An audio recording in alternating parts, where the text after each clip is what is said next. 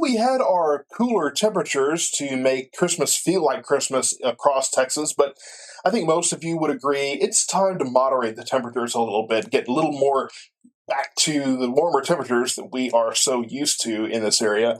The radar is clear. We didn't have a white Christmas. We're not going to have a white New Year's either. We're just going to stay dry for the most part. We have a chance of rain, but we won't have to deal with any of the wintry precipitation in our area, at least not yet. Don't forget, it's still early in the season. We've still got January, February. Those are usually our coldest months. Now, that's not to say that the cold snap we had is any indication that somehow January, February are going to be worse. Just means we have a better likelihood of getting another decent cold snap sometime in those months. History says February is our huckleberry, so we will see what happens at that point. For now, temperatures are getting more normal around our area. We're in the mid-50s today for highs. Overnight lows tonight, though, we are cold. We have a cold front coming in that will keep us cooler for one more overnight, one more day, and then it's all uphill from that point. Here's what that cold front is doing north of us. Now, keep in mind, this is kind of a winter weather setting here to pick up the snow that's falling. It's much more sensitive than just the normal radar, so it's picking up a lot of stuff that's probably not reaching the ground. But you can see plenty of snow here from Oklahoma City to Little Rock up to Memphis and on up into the Midwest there. Pretty decent cold front as far as the Midwest is concerned and the Tennessee Valley, but not much going to happen in our area. We will get this cold front moving southward, but we're kind of going to get the back tail of that. Even this, I don't think we'll really see in our particular area. It will be cooler, but we're not going to see any kind of precipitation out of this as it goes forward.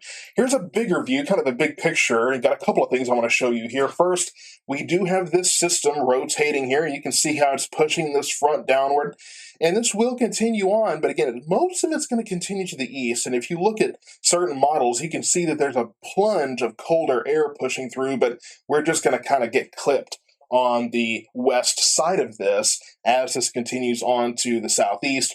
And hey, this is a pretty decent system, bringing plenty of snow, like I say, from the Tennessee Valley up into the Midwest, but really not much going on for our area. The next system off to the northwest, moving on shore here, bringing plenty of rain and obviously some frozen precipitation in the higher elevations there, but really not a whole lot of impressive stuff so far off to the northwest, but we're watching what that could do to our area later this week. I want to show you something here. Obviously, plenty of energy associated with this system. You can see that swirl just coming on the water vapor imagery there. There's the kind of the pocket of drier air getting pulled in from this system. This is more of what we'll see. So it'll be a dry front when it comes through. I'm not looking at any kind of rain or sleet or snow or anything associated with this. It will be cold tonight, but no precipitation to accompany that. We will have this pocket of drier air to kind of push through, and we're relatively dry now. You can see that there's a little bit of white there, but definitely not the kind of greens that we see in the Tennessee Valley and the Midwest and off to the west here associated with that new system. We're right in the middle with drier air coming in, so that will save us from any kind of precipitation headaches associated with that cold front. So here is our forecast for this week. Monday, today, cold front coming in, sunny, mid-50s, and we will switch the winds off to the north, but it's not going to do a whole lot. We do get cold tonight. We stay relatively chilly tomorrow with highs in the mid-40s, but south winds do return. We won't cool down much tomorrow night, though. We're warming up. We have lows only in the upper 30s. And then Wednesday, look at that, 63 degrees for that high, breezy south winds. Overnight Wednesday night, we only get down into the mid-50s, and Thursday, we're up to 70 degrees.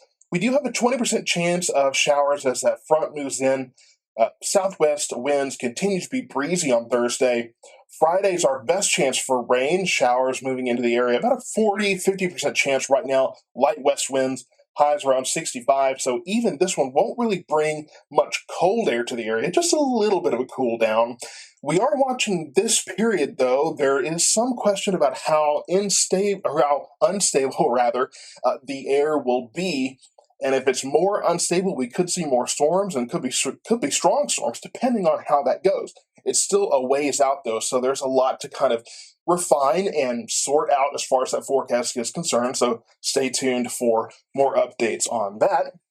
Going into the weekend, we stay warm. Saturday, looking at winds picking up a little bit from the west behind that front, highs in the mid to upper 60s. And then Sunday, for the first day of January 2023, it will be warm. South winds of 5 to 15 miles per hour.